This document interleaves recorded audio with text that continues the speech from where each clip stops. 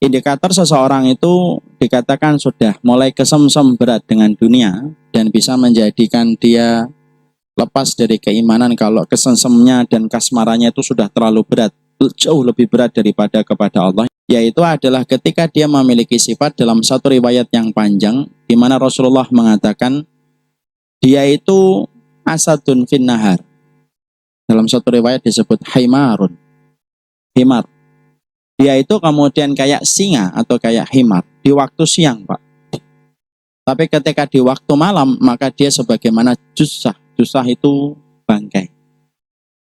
Artinya, orang itu kalau kemudian sudah kesetrum dengan kecintaan kepada dunia itu, yang kedua itu apa? Maka aktivitas yang dia lakukan dan dia kerjakan yang dia uber-uber tiap waktu itu ya urusan dunianya itu. Dan Rasulullah memberikan dua sifat yang bergandengan. Dia kayak singa. Artinya itu apa? Kalau sudah siang, kuku-kukunya itu mencakar kaki-kaki kehidupan. Dia siap pindah dari ujung timur ke ujung barat, ujung utara ke ujung selatan. Hanya untuk mendatangi setiap kemungkinan di situ ada duitnya. Sebenarnya ini tidak apa-apa, bagus. Tapi bergandengan dengan sifat yang berikutnya. Susah, tapi kalau sudah malam itu kayak bangkai. Kalau kita kemudian, Pak, semangat untuk mencari dunia supaya kemudian mau semangat mencari rezeki untuk memberikan nafkah kepada keluarga kita, tapi malamnya tidak menjadi bangkai, tidak ada masalah itu. Tapi kalau orang itu sudah kesemsem dengan dunia itu, saking lelahnya dia ketika ngejar dunia, di waktu siang, ketika dia bangun tidur, langsung yang dipikir dunia. Terus dikejar, terus itu dunianya itu. Ibarat kata, kompasnya itu muter, seperti gangsingan. Dari timur ke barat, barat ke utara, utara ke selatan, terus tepat ketika matahari tenggelam, pulang, kelelahan dia, tidur. Dan ketika tidur, tidak pernah mampu bangun untuk bermunajat kepada Allah. Di waktu sepertiga malamnya atau di waktu subuhnya. Sudah kayak bangkai, Pak. Kalau kemudian kita tidak tahajud dan tidak witir, 1, 2 bulan, 3 bulan, wajar lah.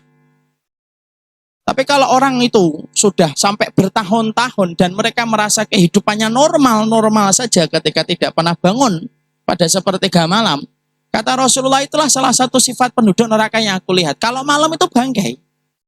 Tapi kalau siang jangan tanya. Oh, semangatnya luar biasa dia. Dan itu kemudian didapatkan oleh setiap orang ketika mereka sudah kesetrum berat dengan masalah urusan dunia itu.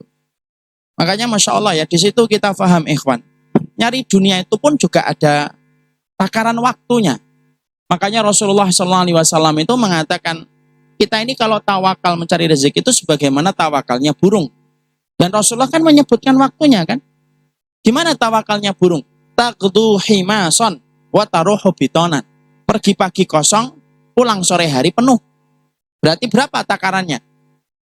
8-10 jam. Maksimal 12 jam, 11 jam. Sudah. Takaran burung pergi pagi, pulang sore.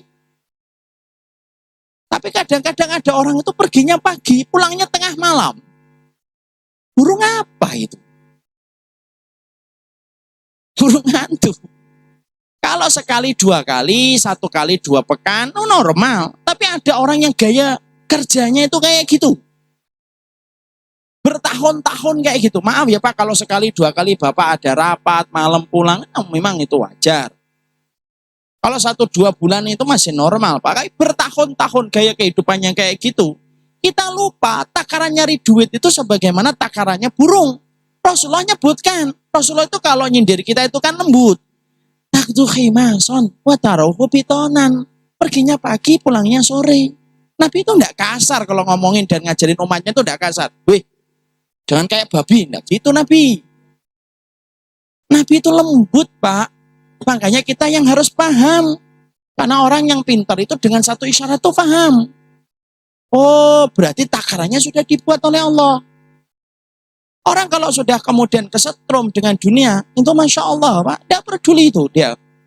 Malam terus bangkit, terus di waktu malamnya. Dia tidak pernah bermunajat kepada Allah. Akhirnya malamnya itu hanya menjadi bangkit terus. Tidak kemudian pernah menjadi membaik. Ahlan wa sahlan, Masya Allah. Bapak, Masya Allah. Lama enggak ketemu, Pak. Habis mutar-putar. Ya Allah. Maka kemudian itulah yang kita dapatkan. Jadi kemudian akhirnya kalau kemudian kita dalam kondisi kesetrum dengan dunia itu yang terjadi. Ustadz, saya itu bersemangat nyari rezeki. Emang enggak boleh? Boleh, akhi. Enggak apa-apa. Tapi malam itu enggak boleh kita luput. Enggak solihin. Biasanya orang solih itu bangun. Makanya kalau kemudian orang sudah kesetrum, lu sampai kemudian akhirnya apa? Maghrib, sholat maghribnya di waktu isya. Sholat isyaknya di waktu duha. Sholat subuhnya di waktu duhur.